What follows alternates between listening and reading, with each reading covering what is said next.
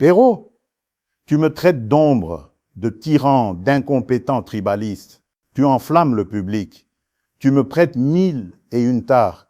Mais laisse-moi te répondre. Et répondre à ce Congo que tu veux voir debout, debout mais fracturé, debout mais consumé par la haine de l'autre.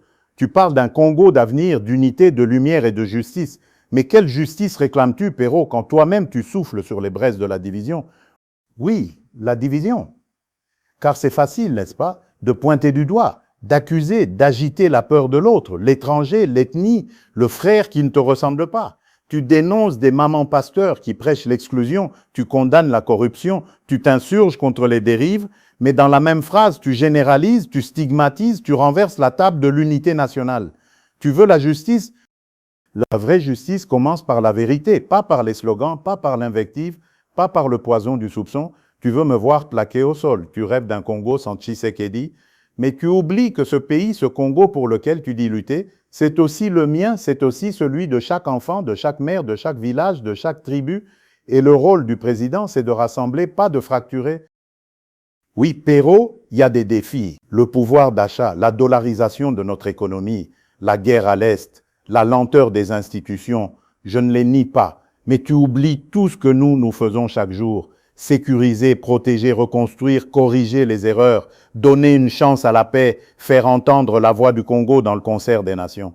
Tu parles de deals secrets, de mercenaires, de bases arrières, de millions envolés. Ah, Perrault, quelle imagination!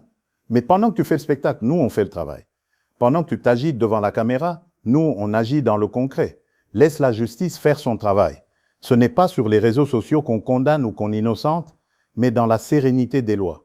Tu dis que le Congo manque d'espoir, regarde autour de toi, regarde la jeunesse, regarde les routes qui renaissent, regarde les écoles qui rouvrent, regarde la foi d'un peuple qui ne baisse pas les bras malgré la tempête. Moi, je ne dors pas, Perrault. Je ne dors pas sur le dos du peuple.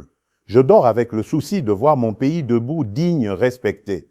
J'ai prêté serment devant la nation, pas devant un clan, pas devant une ethnie, pas devant des intérêts particuliers. Tu veux un président parfait? Il n'en existe pas. Mais tu as un président qui se bat, qui ne fuit pas, qui assume, qui répond, qui dialogue, qui accepte la critique, mais refuse la haine et la calomnie. Tu veux le changement, Perrault?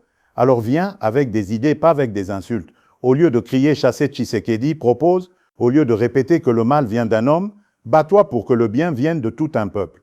Je n'ai pas oublié le peuple d'abord, Perrault, et quand le Congo gagnera, ce ne sera pas la victoire d'un homme contre un autre.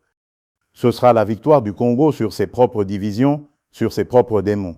Voilà, Perrault, la lumière que tu attends, elle n'est pas dans la fureur, ni dans la haine, ni dans le ressentiment. Elle est dans le dialogue, dans le courage, dans la vérité et dans l'unité. Le reste, ce ne sont que des ombres.